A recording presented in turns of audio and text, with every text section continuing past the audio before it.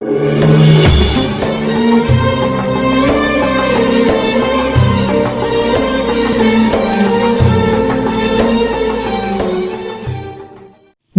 ini tergantung daripada basic orangnya ya. Dan tidak ada orang yang punya akhlak yang baik dan pemikiran yang baik dia membenci. Bahkan para a'immah, para imam besar ya, para imam besar yang benar-benar imam besar ya, beliau itu mengatakan bahkan setan pun gak kita benci. Setan tidak ada kebencian masuk dalam hatiku. Ini setan yang dikutuk oleh Allah nggak ada, karena di hatiku sudah penuh dengan kecintaan kepada Allah dan Rasulullah Shallallahu Alaihi Wasallam. Jadi tidak ada sedikit pun di dalam hatinya untuk benci kepada siapapun, nggak ada. Para pembenci, orang-orang yang punya narasi buruk dalam berucap, yang harus dikoreksi yang pertama adalah bagaimana cara engkau mencari nafkah. Koreksi dulu. Yang kedua, orang-orang yang suka membenci, apa yang engkau lakukan sehingga engkau membenci kepada seseorang, pasti ini berkaitan dengan hawa nafsumu yang belum tercapai. Orang membenci karena itu. Apa ada orang membenci karena sesuatu yang lain? Enggak, setan aja. Orang udah bersih hatinya ya, setan nggak dibenci. Pernah ditanya, kenapa setan nggak dibenci? Karena kalau tanpa setan, kehidupan rotasi kehidupan ini nggak akan bisa jalan dengan baik. Betul. Subhanallah. Jadi mereka selalu berprasangka baik, sama setan aja berprasangka baik. Orang kalau hatinya bersih, tapi kalau orang sudah hatinya buruk, dia benci sana, benci sini. Makanya saya ingin menambahkan dan mengingatkan kepada semua orang, khususnya para dai, para ulama, para habaib ya. Kembalilah kita kepada asas kakek-kakek kita.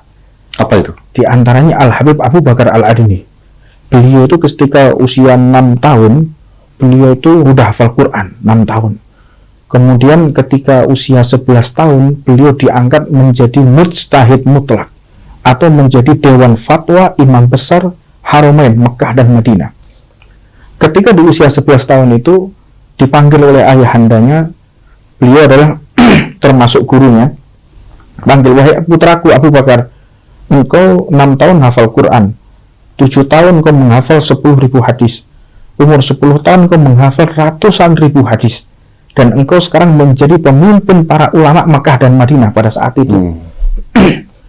Engkau aku larang untuk berdakwah, engkau aku haramkan untuk mengajar, enggak boleh. Jika engkau berdakwah, mengajar, engkau akan menimbulkan perpecahan jika engkau tidak bisa menjawab satu pertanyaanku ini. Apa itu? Carilah orang yang lebih hina darimu. Bukan fikih, bukan tafsir, bukan balaghah, bukan mantik yang ditanyakan. Carilah orang yang lebih hina darimu. Jika engkau bisa mencari orang yang lebih hina darimu, berarti engkau bisa mengamalkan ilmu dan engkau pasti akan bisa mengarahkan dia. Sekarang saya mau tanya, apakah ada orang yang lebih hina darimu?